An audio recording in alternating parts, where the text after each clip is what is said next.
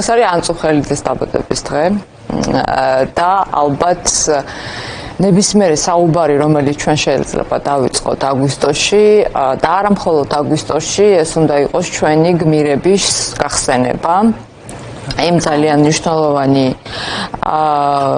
ძალიან დიდ ფასად, რომელიც მათ გადაიხადეს ზუსტად იმიტომ, რომ საქართველო ყოფილიყო დამოუკიდებელი, ერთიანი და ჩვენი სახელმწიფოებრიობა ყოფილიყო შენარჩუნებული და რა თქმა უნდა არ მიგვეცა ჩვენი სახელმწიფოებრიობა რუსეთზე, რუსეთისთვის და ესე ლანგარზე მირთმეული, რაც უნდა ბიძინა ივანიშვილს ძალიან დიდი ხანია, მე ამაზე ჩემი აზრით ჩამოყალიბებული მაქვს უკვე მრავალი წელია და პრინციპში ყობახიძეს და მთელი კოჰორტას, რომელიც წარმოადგენს აი ამ ანტიეროვნულ ძალას. და როდესაც ანწუხელიძეზე ვსაუბრობთ ჩვენს გმირებზე და ძალიან მნიშვნელოვან ჩვენს ისტორიულ მემკვიდრეობაზე, ჩვენს იდენტობაზე, რისი პრაქტიკულად განულებაც და საერთოდ გადახალისება უნდა თქოთ, გადახალისება ისე როგორც ეს სჭირდება რუსეთს. უნდა გვახსოვდეს ერთი ძალიან მნიშვნელოვანი რამ, რომ ჩვენი ერთიანი ეროვნული მისია ყოველთვის იყო საქართველოს ერთიანი, მშვიდობიანი, განვითარებული და ასევე იდეური მისია, ანუ რაც არის ნამდვილი იდეა ჩვენთვის იყო, რომ საქართველოს არასდროს თავი არ დაეხარა რუსეთისთვის და ჩვენ ამაზე ძალიან ცხადები უნდა ვიყოთ ყოველთვის, იმიტომ რომ აქ რაღაც კონკრეტულად სხვადასხვა ძალიან ისეთი ხშირად შუალედური პოზიციის დაჭერამ შეიძლება რაღაც იდეას ნამდვილად ჩვენს იდეას ავნოს და ავნოს სახელმწიფოებრიობას. აგვისტო ზოგადად ძალიან მძიმე თვეა, ხო? ისედაც მძიმე თვეა საქართველოსთვის, მაგრამ მძიმე თვეა იმით, რომ რუსეთი სულ ცდილობს რაღაცნაირად ეს შუმი, შეპარული და არ მხოლოდ შეფარვით ღია ომი გამოგვიცხადა ჩვენ და დაგვიცხა თავს აგვისტოში. მაგრამ ყოველთვის ცდილობს, რომ რაღაცნაირად ეს მძიმე თვე გამოიყენოს და ასევე იმ ხელისუფლებამ, რომელიც ატარებს რუსულ გავლენებს საქართველოში, ძალაუფლებამ გამოიყენოს ეს მძიმე თვე იმისთვის, რომ შეფარულად კიდევ უფრო მეტი ინფილტრაცია მოახდინოს ადამიანების ცნობიერებაში, რაც არის რუსეთის ამოცანა და რა იყო რუსეთის ამოცანა და რა რჩება რუსეთის ამოცანად. რუსეთის ამოცანა არის ძალიან მარტივი, საქართველოში შეამციროს იმ ადამიანების რაოდენობა, ვინც არის ნამდვილად იმ იდენტობის, რომელიც არის ჩვენი სახელმწიფოებრიობის, ჩვენი ისტორიული მემკვიდრეობის და მეხსიერების მატარებელი. შეამციროს იმ ადამიანების რაოდენობა და გადაწყვეტილებებში მიღების მონაწილეობა, რომელიც არის პროდასალურად განწყობილი, ეს არის რუსეთის იდეა. შეამციროს ის ადამიანები, მოახდინოს რეპრესია, განდევნოს ქვეყნიდან. რომლებიც იცავენ საქართველოს ტერიტორიალურ მთლიანობას, იცავენ სუვერენიტეტს, დამოუკიდებლობას და სახელმწიფოებრიობას. იმიტომ რომ ღია ომით მათ ვერაფერი ვერ მოგვიხერხეს, ვერ გაგვტეხეს ვერასდროს, და მათ შორის აი ტრაქტატზე როდესაც ლაპარაკობენ და ყველაზე უფრო ამაზრზენი ეს არის, რომ საქართველოში ერთ-ერთ გამორჩეულ მეფეს, ჩვენ სახელოვან მეფეს, რომელსაც 500-ზე მეტი ბრძოლა აქვს გამოვლილი, პროპაგანდისთვის იყენებენ. იმისთვის კი არ იყენებენ, რომ საქართველოს ახალგაზრდობის ან განათლების ეროვნულობის და იდენტობის გამტკიცება კიდევ უფრო მოხდეს ესეთი ჩვენი სახელოვანი წინაპრებით.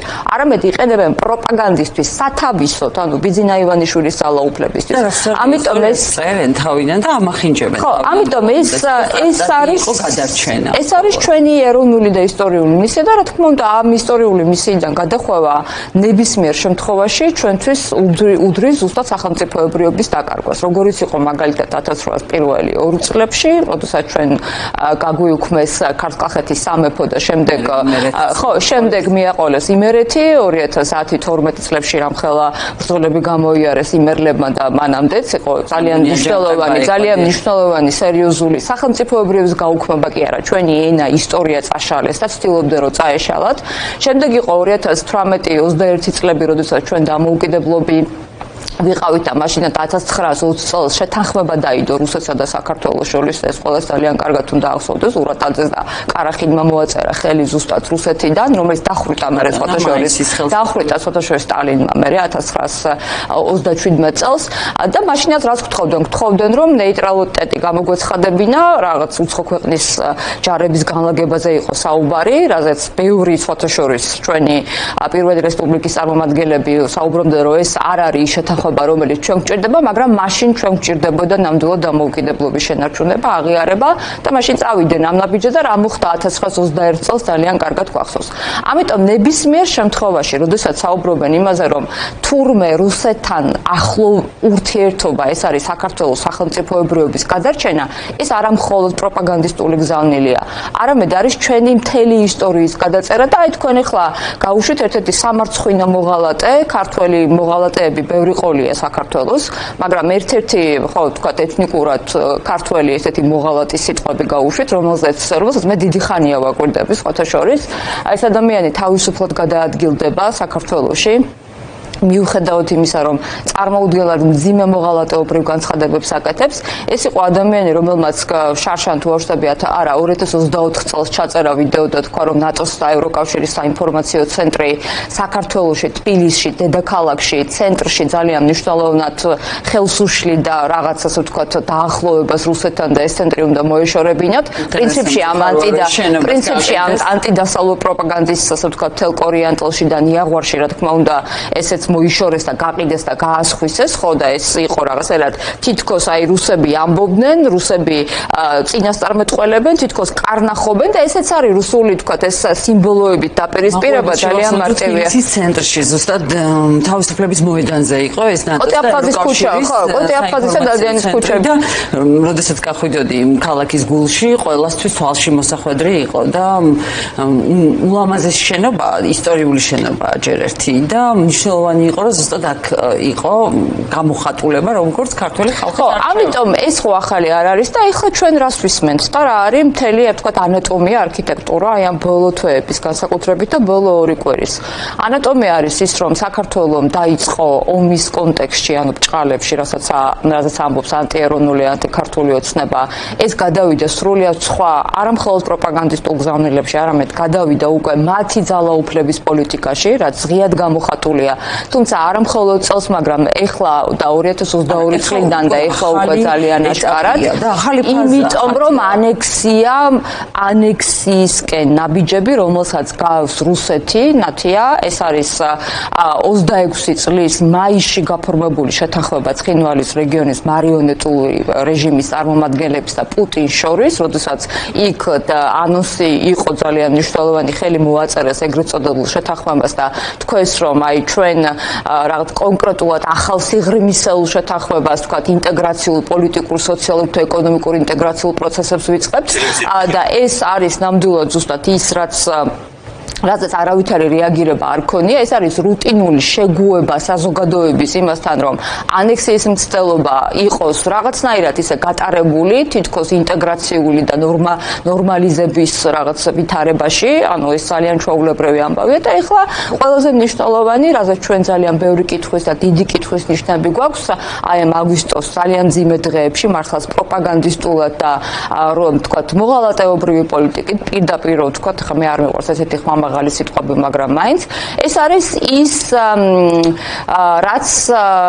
რაზეც საზოგადოება საუბრობს. ხო, ეს არის საწვავის მიწოდება ჩვენი მიშეტანა ჩვენი ოკუპირებულ ტერიტორიებზე და მე გუშინ თქვენს კოლეგებს ვესაუბრებოდი, დღესაც იგივე გაიმეორა კობახიძემ და პირველ რიგში ცალსახად მინდა ვთქვა, რომ არავითარი ნორმალიზება ეს არ არის, ანუ რაღაც ნორმალური სიტუაციის რაღაცა შემგუებლური ან რაღაც სიტყვა ახსენა კონკრეტულად ეს არის, იმიტომ რომ არავითარი ჰუმანიტარული ტვირთი, ჰუმანიტარული დანიშნულებით არ შეიძლება იყოს საწვავი, ბენზინი იქნება ეს თუ დიზელი იქნება, იმიტომ რომ ჰუმანიტარული ტვირთი შეიძლება იყოს მედიკამენტები, შეიძლება იყოს ვაქცინა, შეიძლება იყოს სხვადასხვა ჯანდაცვის სერვისები, რაც ჯერ კიდევ ჩვენ დავიწყეთ ძალიან დიდი ხნის წინ და ამაზე ხელმისაწვდომობა უნდა გქონდეს ჩვენს თანამოქალაქეებს, რა თქმა უნდა, აი მაგალითად იგივე ჰეპატიტის ელიმინაციის პროგრამა, რომელიც მნიშვნელოვანი იყო, იგივე თქვა ჯანდაცვის სერვისები, იგივე საავადმყოფო, რომელშიც ძალიან ბევრი ადამიანი მკურნალობს ჩვენი თანამოქალაქე, მაგრამ არ შეიძლება შენ ოკუპირებულ რეჟიმს მიაწოდოს საწვავი, იმიტომ რომ არ ვიცით საბოლოო დანიშნულება, სადაც ადმიდისა საწავი და ეს საწავი. აი ეს უნდა მეთქვა. ამ თემაზე იყო საუბარი. ამ დღების განმავლობაში ჩვენ ნახეთ თავად აფხაზების განცხადებებიც, ხო, ინგურიდან შემოვიდა და ფსოულზე გავიდა, მაგრამ აი ეს ძალიან მნიშვნელოვანი იყო ამის თქმა, რომ 85% წავიდა ცხოვრობდა რუსული რეჟიმის სამსახურში. აი რამდენად შეგვიძლია ეს დავადასტუროთ დღეს და რის საფუძველზე შეიძლება ვესაუბროთ ჩვენს აუდიტორიას? მე ცალსახად მჯერა და ცალსახად ეს ინფორმაცია რა თქმა უნდა არსებობს, გვაქვს. ეხლა ძალიან მნიშვნელოვანია ყველას გვესმოდეს, რომ იქ ადამიანები, ვინც ამ ინფორმაციას ფლობენ, არიან კონკრეტულად რისკის ქვეშ, ხო? ანუ და ეს ყველას კარგად აქვს გათვითცნობიერებული, მათ შორის ბესო შენგელიას, რომელიც თვითონ დევნილია და ძალიან ესე ბევრი იმუშავა ამ საკითხზე, მაგრამ მარტივად ლოგიკური კითხვა რო დავსვათ, ძალიან ნორმალურად შეგვიძლია ყველაფერი გავარკვიოთ. აფხაზეთი არის ოკუპირებული რუსეთის მიერ. იქ არის მარიონეტული რეჟიმი, რომელიც თავიდან ბოლომდე კონტროლირებადია რუსეთის სპეცსამსახურების მიერ. FSB, GRU და მთელი ის კაკებეშნიკური სისტემა, სტრუქტურა, რომელმაც თავიდან ბოლომდე დაიმორჩილა ნებისმიერი, ასე ვთქვათ, თუნდაც კლანი, რაღაც ესე ვთქვათ, გადანაწილებები და ასე შემდეგ, ხო? ამიტომ, როდესაც ჩვენ ვსაუბრობთ იქ, რომ იქ შევიდა საწვავი ჰუმანიტარული მიზნით და ეს საწვავი მოხდა უბრალო ადამიანების ხელში და დღეს უთშორს აი ამ ბრიფინგზე, რომელიც თქვენ აღნიშნეთ, ძალიან კარგად ითქვა, რომ იქ ყველა საწვავში ეს ადამიანები, ვინც საწვავის ბიზნესით არიან დაკავებულები, ყველა არიან მაფიოზები და წარმოადგენენ ძალიან მნიშვნელოვან, ასე ვთქვათ, რაღაც კლანებს, ხო, რაღაც მაფიოზურ კლანებს, რომელიც თავის და შემდეგ თავისით, არავითარით უბრალოდ კონტროლდება FSB-ს მიერ, ხო, ძალიან მარტივად. ამიტომ ძალიან მარტივია, ლოგიკურია, რომ იქ არის ბაზები, იქ არის ბაზები, რომელსაც ჭირდება როგორც ბენზინი, ისე დიზელი, დღეს ერთი დიდი სისულელე თქვა კობახიძემ, რომ რაღაც თურმე ბაზას ბორბალი არ ქონია და ნებისმიერი სამხედრო ბაზა, ეხლა მე კი ვიცი, რომ მას საერთოდ არავითარი წარმოდგენა არ აქვს, ზოგადად არც სამხედრო სტრატეგიული თვალსაზრისით და არც ისტორიაზე და საერთოდ არაფერზე, მაგრამ სამ ბაზა, რომელშიც არის სატრანსპორტო საშუალებები, რომელიც უნდა გადაადგილდეს, კატარღები, რომელიც ასე ვთქვათ სჭირდებათ იმისთვის, რომ კონკრეტული რაღაც მანევრირება შეასრულონ და ასე შემდეგ. ამიტომ ეს არის ძალიან მარტივი ლოგიკურად მისახვედრი და მე ერთი მთავარი, ძალიან მთავარი უნდა ვთქვათ აქ. რატო არის საწვავის დეფიციტი რუსეთის ტერიტორიაზე და ოკუპირებულ ტერიტორიაზე? საწვავის დეფიციტი იმიტომ კი არ არის, რომ ვთქვათ, რამე ბუნებრივი კატასტროფა მოხდა, ან რა ვიცი, ჩამოწვა მეწყერი, ან წყალდიდობა, ან რაღაც, ხო? ანუ ეს ძალიან ბუნებრივი რეფლექსია, რომ ბუნებრივი კატასტროფის დროს, ვთქვათ, დაეხმარო ადამიანებს.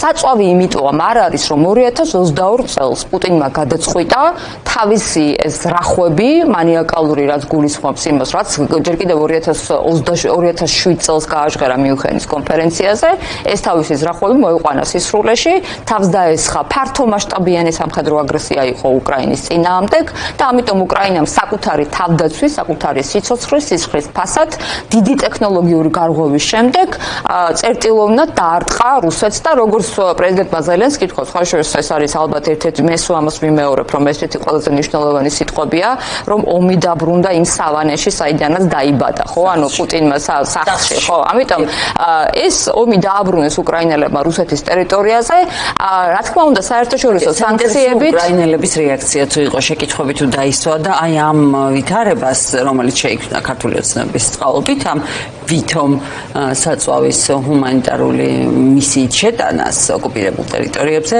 რა რეაქცია მოყვა უკრაინაში? ხო, რომ დავასრულოთ, ანუ ეს ყველაფერი იმიტომ ხდება, რომ რუსეთი არის ტერორისტული აგრესორი სახელმწიფო, რომელმაც პრაქტიკულად გააკეთა ყველაფერი იმისთვის, რომ საკუთარი ხალხიც კი პუტინმა გაწირა ზუსტად იმისთვის, რომ ნაწილი ფრონტზე დაიღუპოს და წავიდეს გაუშვას ხორცაკებ მანქანაში შეაგდოს და ნაწილი ზუსტად სამოქალაქო, თქვათ, ვინც არის და ვინც იცვლება სამოქალაქო, თქვათ, ცხოვრებით ვინც არის, აი ესე მოექცეს. ამიტომ არ არის საწვავი და არა რაიმე კონკრეტული სხვა მიზეზების გამო და ეს ჩვენ ძალიან კარგად უნდა გვახსოვდეს, რომ საწვავი ბენზინი იქნება თუ დიზელი იქნება თუ ნებისმიერ შემთხვევაში რა, ეს არის ზუსტად გეოპოლიტიკური პროდუქტი, რომელსაც აქვს ძალიან მნიშვნელოვანი დატვირთვა და ჩვენი ეროვნული ინტერესების წინააღმდეგ არის. რაც შეეხება უკრაინელებს, ახლა კი რა თქმა უნდა, მე უამრავი შეკითხვა სულ მაქვს კონტაქტი ჩემს უკრაინელ მეგობრებთან, რა თქმა უნდა ამაზე ვსაუბრობთ, მაგრამ ერთია, როდესაც საუბრობს კობახიძე და როდესაც საუბრობენ ქართული ოცნების ოცნების ანტიეროვნული ძალის წარმომადგენლები, რომ აი ეს ყველაფერი არ ვიცით, ჩვენ ბიზნესმა გააკეთა. ამ ბიზნესმა როგორ გააკეთა? რატო ქონდა სპეციალური სტატუსი მაგალითად იმ საწარმოს თუ არ ვიცი ორგანიზაციას? რატო აღმოჩნდა რომ ამ ადამიანის ძმა თუ ოჯახის წევრი არის ქართული ოცნების პარტიიდან წევრი საკრებულოში თბილისის? რატომ აღმოჩნდა რომ შეთანხმება რომელიც დაიდო, ხო, თანხმობა სჭირდება, იმიტომ რომ ზოგადად ეს ხო აკრძალულია ყველაფერი კანონი ოკუპირებული ტერიტორიების შესახებ, გრძალავს კონკრეტულად იმას, რომ რაიმე სახის ეკონომიკური სამეწარმეო სანქციანობა განხორციელდეს ოკუპირებულ ტერიტორიაზე. ანუ ეს ყველაფერი რატომ მოხდა, ხო? შევთანხმდით, ამიტომ და ჩვენ არ ვიცით საბოლოო დანიშნულება რა იყო. ანუ თუ არ იცი საბოლოო დანიშნულება, რაზე იყო პასუხისმგებლობა საერთოდ, ხო? ეგ მართლა ხო, და თქვა მოხდა რუსულ ბაზებზე, ხო? ოღონდ ყობახიძეს ავიწყდება ერთი რამ, რომ ამ ქვეყანაში ამ ტექნოლოგიების პირობებში ისეთი ტექნოლოგიები, როგორიც არსებობს, Starlink-ი არსებობს სადაზვერვო მასალა, არსებობს თანამგზავრებით ძალიან სერიოზული, თქვათ, დაზვერვითი საქმიანობა, არსებობს ძალიან სერიოზული საერთაშორისო თანამეგობრობა, ყველა ის ცივილიზებული ქვეყანა, რომლის ინტერესია მშვიდობა და სტაბილურობა და აი ესეთი უკონტროლო ტერიტორიები არ იყოს, მათ აქვს სადაზვერვო ინფორმაცია ყველაფერზე, ხო? ეხლა ამ წუთას რა თქმა უნდა მე და თქვენ არ მეგვიწვდება ამაზე ხელი, მაგრამ კონკრეტულად ყველას უნდა ესმოდეს, რომ ეს არის ის, რაც არასდროს არ იმალება და ძალიან ბევრმა ადამიანმა იცის. ბოლოს ხატია მინდა კომენტარი გთხოვოთ მიხეილ სააკაშვილის გამაფრთხილებელი პოსტები საკმაოდ სწრაფი ინტენსივობით ვრცელდება და ერთ-ერთი ასეთი იყო აფხაზეთში და სავარაუდოდ ცხინვალში საწოვის მიწოდება არის ძალიან დიდი რამის ნიშანი და მომზადება. უახლოეს კვირებში ივანიშვილი აპირებს გადაიხადოს ის ანგარიში, რომელიც მოსკოვმა წაუყენა 2012 წელს ხელისუფლებაში მოყვანისთვის და ახლა უკრაინის ომის კვალობაზე გამდიდრებისთვის. ჩემი ინფორმაციით რუსებმა აგვისტოს დასაწყისში გამოუგზავნეს ორი ტიპის ხელშეკრულების პროექტი. ერთი ეხება დიპლომატიური ურთიერთობების აღდგენას, მესამე მხარესთან არ გარიგებას ერთმანეთის წინააღმდეგ და ასევე მეორე ცალ-ცალკე ხელშეკრულება აფხაზეთის მთავრობებთან მათი სუბიექტურობის აღიარებით და თავდაუცხრომელობის გარანტიით ვერ წავიკითხე მაპატიეთ. ეს ხელშეკრულებები უშუალოდ ივანიშვილს გადააქვს. პრინციპში გასაგებია ეს ყველაფერი, იმიტომ რომ მაგალითად საფრთხე ძალიან დიდია, ჩემი აზრით ქართული ოცნება მართლა ამზადებს, ანუ ეს ზონდირება ხო ხდება, ეხლა ჩვენ და თქვენ პროპაგანდას დიდი ხანი ვაკვირდებით, თქვენ განსაკუთრებით, იმიტომ რომ ამ სფეროში ხართ საინფორმაციო, თქვათ მედიაში დიდი ხანი და პროპაგანდა რას აკეთებს, რომ ზონდირებას აკეთებს, ხო, რაღაც ინფორმაციებს უშვებს, შემდეგ რაღაც განწყობებს, ადამიანების განწყობებს აკვირდებიან და ძალიან კარგად ხედავენ ეხლა და ზოგადად მთელი ამ წლების განმავლობაში თუ გავრილოვი იყო ესეთი პირველი ტალღა, ჩემი აზრით ძალიან, თუმცა მანამდეც იყო, მაგრამ ძალიან სერიოზული სიმბოლური ტალღა, ხო? ამიტომ და ხედავენ რომ საქართველოში არის ძალიან მნიშვნელოვანი ანტირუსული განწყობა, ჩვენს მობილიზაციას აქვს სასიცოცხლო მნიშვნელობა. და შემდეგ რა იქნება სექტემბერი, ოქტომბერი, ნოემბერი, მეც ძალიან ბევრი, ასე ვთქვათ, ეხლა დადასტურებულად დოკუმენტი რა თქმა უნდა შეიძლება არ კონდეს, მაგრამ ყველამ ძალიან კარგად იცის, ვინც აი ამ სფეროს უყურებს, რომ ბიძინა ივანიშვილს აქვს პირდაპირი კონტაქტები, არა მხოლოდ რუს ოლიგარქებთან, როგორიც არის ვთქვათ ევტუშენკოვი და ასე შემდეგ, არამედ იმ ახლო წრესთან, რომელიც არის კირიენკო, ხო? ანუ ეს არის ადამიანი, ადმინისტრაციის წარმომადგენელი პუტინის, რომელიც პირდაპირ კურირებს აი საქართველოს, ვთქვათ, იქ აღმოსავლეთ უკრაინას ოკუპირებულ ტერიტორიებს, საქართველოს ოკუპირებულ ტერიტორიებს, ამიტომ პირდაპირი კავშირები სულ არის. მოიცა არ ქონდათ პირდაპირი კავშირები, რაც ფარცხალაძე არ იყო ჯაშუში, გენერალური პროკურორი, რომელიც ჯაშუში იყო რუსეთის, თურმე საქართველოს, რა ვიცი, ყველანაირი, ასე ვთქვათ, სამეწარმეო თუ პოლიტიკურ საქმიანობაში ერეოდა, ხო? ამიტომ ეს ყველაფერი არის ძალიან საფრთხილო. როდესაც ტრაქტატზეა საუბარი, ხო, და საუბარი არ არის იმაზე, თუ რა მოგვიტანა ჩვენ რუსეთმა მთელი ამ წლების განმავლობაში, რა თქმა უნდა გვესმოდეს ის, რომ ბიძინა ივანიშვილის მთელი ეს პოლიტიკა ნათია გულისხმობდა იმას, რომ საქართველო ყოფილიყო იმ ადგილას, სადაც არ არის ცივილიზაცია. და ეხლა ნახეთ, აი ხშირად კამათი ალბათ მოგისმენია, თქვა რომ აი მართლა როგორ არის ბიძინა ივანიშვილი რუსულ გავლენებს ატარებს თუ არ ატარებს თუ მაინც საკუთარი პოზიცია აქვს, ხო?